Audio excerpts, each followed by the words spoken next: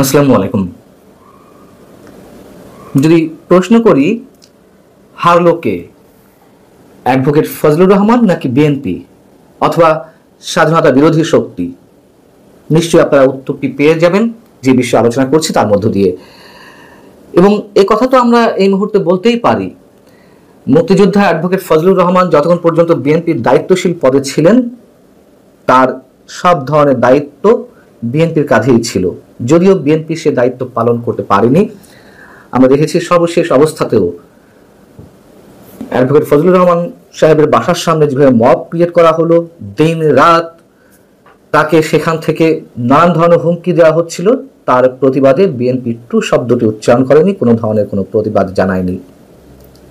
যেহেতু আমরা এরই মধ্যে জেনেছি যে বিএনপি অ্যাডভোকেট ফজলুর রহমানের সব ধরনের সদস্য পদ দলের মধ্যে তা স্থগিত রাখার সিদ্ধান্ত নিয়েছে 3 মাসের জন্য, সেহেতু এই মুহূর্তে অ্যাডভোকেট ফজলুর রহমানের সব ধরনের দায়িত্ব অবশ্যই রাষ্ট্রের, যদিও তা আগেও ছিল, এখন আরো বেশি সব ধরনের দায়িত্ব সরকারের এবং পুরো বাংলাদেশের। অ্যাডভোকেট ফজলুর রহমান তাকে শোকজ করার নোটিশের যে জবাব দিয়েছেন সেই জবাব নাকি বিএনপির কাছে সন্তোষজনক হয়নি। কেন হয়নি সে বিষয়ে পরে আসছি। তার আগে অ্যাডভোকেট ফজলুর রহমান কি জবাব দিয়েছিলেন? তিনি বলেছেন যে শেখ হাসিনা বিরোধী আন্দোলনে কিংবা কোটা বিরোধী আন্দোলনের সময় তিনি সবার আগে বলেছেন, বাবারা তোমরা কি শুধুমাত্র কোটা মুক্ত বাংলাদেশ চাও, তোমরা গণতন্ত্র চাও না? এবং 5 আগস্টের অভ্যুত্থানের পর বৈষম্যবিরোধী ছাত্র আন্দোলনের অন্যতম নেতা সার্জিস আলম যখন ইসলামী ছাত্র শিবিরের অনুষ্ঠানে দাঁড়িয়ে দৃপ্ত কণ্ঠে ঘোষণা করে যে জামাত শিবিরই ছিল জুলাই আন্দোলনের মূল ভ্যানগার্ড, এবং পরবর্তীতে সময় অবাক বিস্ময়ে সবাই দেখলো 71-এর পরাজিত শক্তি জামাত শিবির সদর্পে মাঠে হাজির হয়েছে এবং দাবি করছে সব আন্দোলনের ভ্যানগার্ড তারাই। সেখান থেকেই এটি স্পষ্ট যে কোনো নির্বাচন তাদের লক্ষ্য নয়, 71-এর মুক্তিযুদ্ধকে অস্বীকারের মতন দুঃসাহস তারা প্রদর্শন করতে চায় এবং করছে। এমনকি জামাত শিবির পত্রিকায় আহ্বান জানালো যে 71-এ যারা অস্ত্র হাতে যুদ্ধ করেছিল তারা আল্লাহর কাছে মাফ চাও, এবং আমি তাদেরকে কালো শক্তি বলেছি যারা ষড়যন্ত্রের মাধ্যমে গণ আন্দোলনের ফসলকে কুক্ষিগত করে স্বাধীনতা মুক্তিযুদ্ধের বিরুদ্ধে নতুন ষড়যন্ত্র সৃষ্টি করছে। অ্যাডভোকেট ফজলুর রহমানের যে জবাব আমাদের কাছে কোনোভাবে কি অযৌক্তিক মনে হতে পারে? বরং এগুলো এই মুহূর্তে চরম সত্যে পরিণত হয়েছে। এই কথাগুলো একা ফজলুর রহমানের বক্তব্য নয়, সারা বাংলাদেশের মুক্তিযুদ্ধের সপক্ষের মানুষের। তারপরও বিএনপি 3 মাসের জন্য তার সব ধরনের সদস্যপদ স্থগিত করার সিদ্ধান্ত নিয়েছে।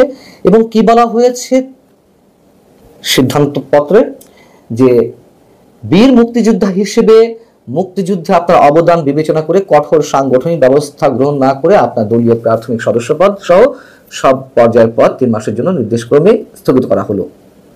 এবং টক শোতে কিংবা সামাজিক যোগাযোগ মাধ্যমে কথা বলার সময় দেশের মর্যাদা ও দলের নীতিমালা যাতে ক্ষুণ্ণ না হয় এবং দেশে জনগোষ্ঠীর ধর্মীয় অনুভূতিতে আঘাত না লাগে সে বিষয়ে সর্বদা সতর্ক থাকবেন। তৌহিদি জনতার নামে যারা মব ক্রিয়েট করছিল তাদের বিরুদ্ধে কথা বলা ধর্মীয় অনুভূতিতে আঘাত লাগা, আমি বুঝতে পারছি না যে বিএনপি আসলে কেন দিনে দিনে তাদের দৈন্যতার পরিচয় দিচ্ছে। আর নীতিমালা বলতে কি বোঝাচ্ছে এখানে? তাদের দলীয় নীতিমালা, স্বাধীনতা বিরোধী শক্তির বিরুদ্ধে কথা বলা যাবে না, এটাই নীতিমালা? হ্যাঁ, অনেকে বলছেন, হয়তো বিএনপি যারা আছেন তারা বলবেন, কই আমরা তো বলছি স্বাধীনতা বিরোধী শক্তির বিরুদ্ধে কথাবার্তা না। আপনারা বলছেন ঠিকই, কিন্তু সেই ধরনের বজ্রকণ্ঠে বলছেন না। রাজনীতির স্বার্থের জায়গা থেকে কখনো কখনো তাদের বিরুদ্ধে একটু উচ্চকিত হচ্ছেন, কখনো কখনো আবার মিউ মিউ কণ্ঠে কথা বলছেন। অ্যাডভোকেট ফজলুর রহমানদের মতো মানুষেরা যারা ঠিক নিজের জায়গাতেই দৃঢ় পদক্ষেপে চলতে চাইছেন, স্ট্রেট, কোনো রাজনীতি ফাজনীতি না, মুক্তিযুদ্ধের ক্ষেত্রে কোনো আপোষ হবে না, সেইভাবে অন্য কেউ বলছে না। আর এই কারণেই কি ফজলুর রহমানের বক্তব্যগুলো বা তার অ্যাক্টিভিটিস দলীয় নীতিমালা বিরোধী? বিএনপি তাকে করুণা দেখালো, নাকি এটিও বিএনপির জন্য একটি রাজনীতি? না, তার বিরুদ্ধে সরাসরি কোনো ব্যবস্থা নেওয়া যাবে না, বহিষ্কার করা যাবে না, মানে এই ধরনের কোনো সিদ্ধান্ত নিলে মুক্তিযুদ্ধের সপক্ষের মানুষের মনে হৃদয়ে আঘাত লাগতে পারে। আবার 3 মাসের জন্য মোটামুটি একটা শক্ত পদক্ষেপ নিয়ে স্বাধীনতা বিরোধী শক্তি যারা তার পিছে লেগেছে অ্যাডভোকেট ফজলুর রহমানের বিরুদ্ধে, তাদেরকে একটু বোঝানোর চেষ্টা করা হতে লাগলো যে না দেখো, আমরা তোমাদের দাবিকে প্রাধান্য দিচ্ছি। নির্বাচনকে ইস্যু মানে নির্বাচন ইস্যুতে বা অন্যান্য নানান জায়গা থেকে আমি বারবার বলে আসছি, বিএনপি বারবার ফাঁদে পা দিচ্ছে, সরকারের ফাঁদে পা দিচ্ছে, এনসিপির ফাঁদে পা দিচ্ছে।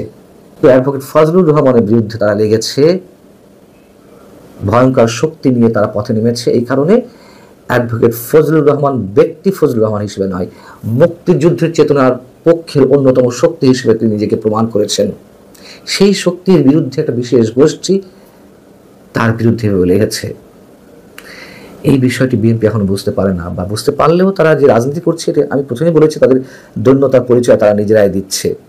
শুরুতেই প্রশ্ন করছিলাম যে হারলো কে? বিএনপি হারলো, নাকি ফজলুর রহমান সাহেব হারলেন, নাকি এনসিপি হারলো, অথবা জিতলো কে? জিতেছে আসলে অ্যাডভোকেট ফজলুর রহমান। তিনি তার সামনে যতই খড়গ হস্তের ভয় দেখানো হোক না কেন, যত শাস্তিমূলক ব্যবস্থার ভয় দেখানো হোক না কেন, অথবা তার বিরুদ্ধে যত হুমকি ধামকি দেওয়া হোক না কেন, তিনি তার সিদ্ধান্তে অটল আছেন। তিনি মুক্তিযুদ্ধের সপক্ষের শক্তি হিসেবে নিজেকে অবিচল রেখেছেন। কিন্তু হেরে গেছে বিএনপি।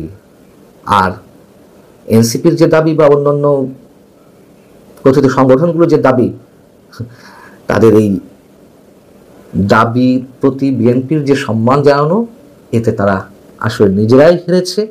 সাময়িক সময়ের জন্য হয়তো সুখ অনুভব করতে পারে।